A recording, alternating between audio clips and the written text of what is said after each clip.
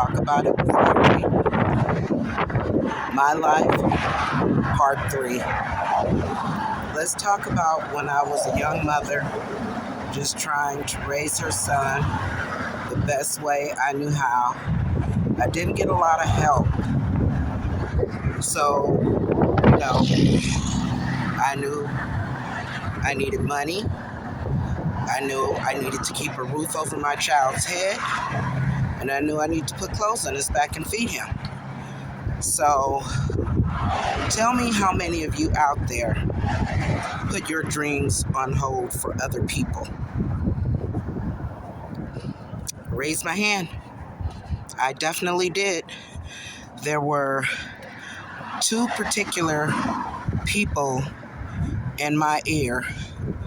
You know, back in my day, minimum wage was $4.25 an hour. And so when I got a job that paid slightly more, what I got from these two people is, oh, I think I'm the shit because I got a new job. Why couldn't it just be, oh, she got a better job to try and raise her son? It was always the negative, never the encouragement. So, I fell into the trap of being discouraged. And every time I had a dream to change my career path, it could be nursing, phlebotomy, whatever it was. What did I get from these same two people? Oh, wait for me because I'm going to do it with you. And what did I do? I waited and I waited and I waited. And I never got to accomplish any of those things for waiting on other people. Don't wait for them. Think about you and your child that you have to raise. Think about you, period. You don't need their permission to live a better life. And I figure, you know what? That was all pretty much jealousy because one of those people was quite a bit older than me. So I don't know if it was jealousy because she didn't want to see a young person around her making it further than she did at my age, or what it was, but it was always something to discourage what I was doing, and then I would just stray away from it. I would never finish. And so that was part of my downfall. And these people happen to be family members, so it really hurt. My true dream was to be a writer. But every time I'd write down an idea or a partial script and I'd share it with the people I thought was my family, well, they were my family. And two of those people I'm actually closer to now, so I am grateful for that. But this one outside person, I don't know what you're doing all that for. You ain't gonna never do nothing with it. And pretty soon I started to believe that very thing. So happy that I was able to let go of that person out of my life. It was pretty much their fault, but you know what? If I never speak to them again, as much negativity as they put off, I'll be happy, I don't ever have to speak to them again, and I'm good with it. Because like I said, I'm letting go of things that no longer serve me. And the memory of this person and what that person did no longer serves me. Please excuse the noise. I am filming outside, as you guys can see. But it was always something. These people drank and smoked weed back then. I didn't do any of that stuff back then. I didn't start drinking and smoking weed until almost my 30s. So, if they would come around me and they didn't have weed or drink, I was always accommodating. Again, I say the pay patsy. Always the person used to get their fix because I didn't like to see people unhappy. Well, what about my happiness? I wasn't happy. Nobody ever checked on me. Oh, well, you need whatever. Even though I didn't drink and smoke, you could have lent the ear for me to talk to or whatever. That's why I held so much stuff in over the years. So don't put your dreams on hold for anybody. If you have that crowd of people around you and you want to do something, don't wait for them. You don't owe them anything. I always worried about leaving people behind and them being happy. Well, like I said, what about my happiness? I never considered that. I always considered other people's happiness before mine, and it's not fair to me. That has to do with a part of loving yourself, taking yourself into account first, because if you don't love yourself enough, how are you going to be able to take care of your kids? You know, it's a cycle, you know, and I went through that 4 years. And again, I realized basically I was the pay patsy for everybody, because everybody knew I wore my heart on my sleeve. And most of the people I helped, I feel like they just snatched it off and threw it on the ground and stomped on it.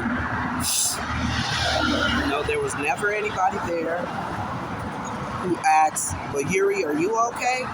What can I do for you?" It was always, "What can Yuri do for them?" You know, I've helped several people in my lifetime, always had people in and out of my homes, and I never got anything out of the deal. You know, barely help with bills, but it was always about helping them and not helping myself. You know, and I realized that I should have never done that. If I could run back the time, I'm sorry, I'm getting emotional, you guys. If I could run back time, I would change every last one of those decisions that I made. And I started to listen to them so much to the point that I'm thinking, how can I be a good mother to my son? My son doesn't deserve to have a mother like me. But he corrected me on that one day. You know, when I would always tell myself I'm not a good mom because I couldn't get my son into Little League, or, you know, just any small little thing. You know, he reminded me, "Mom, stop saying that.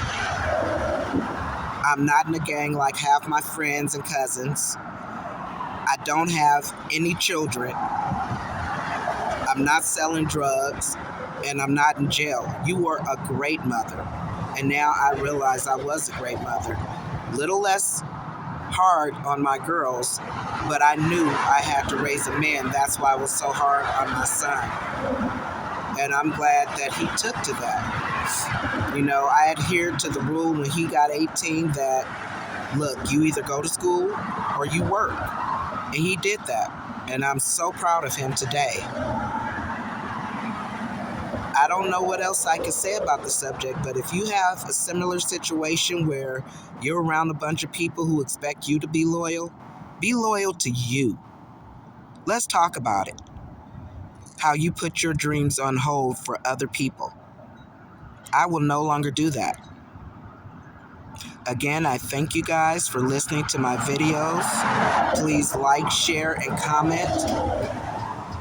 If I have any other subjects or any subjects that you would like me to talk about and I can get a good story out of it, let me know in the comments. I will definitely talk about it. Until the next video, thank you for watching.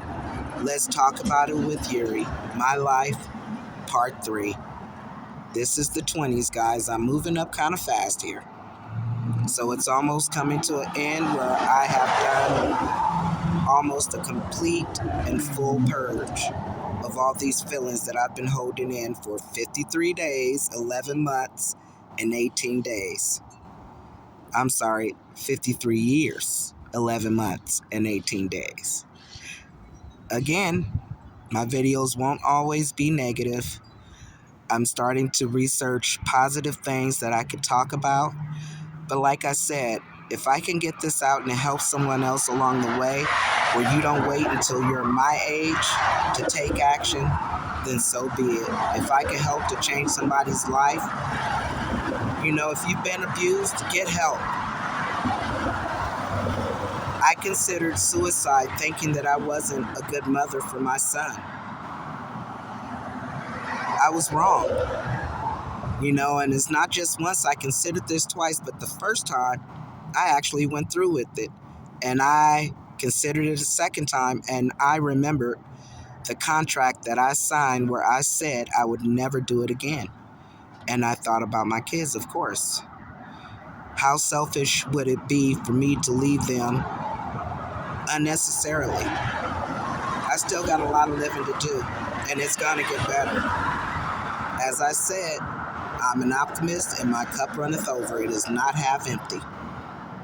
If you feel the same, drop a comment. Let's talk about it. Thank you for tuning in to Let's Talk About with Yuri, and I'll see you in the next video.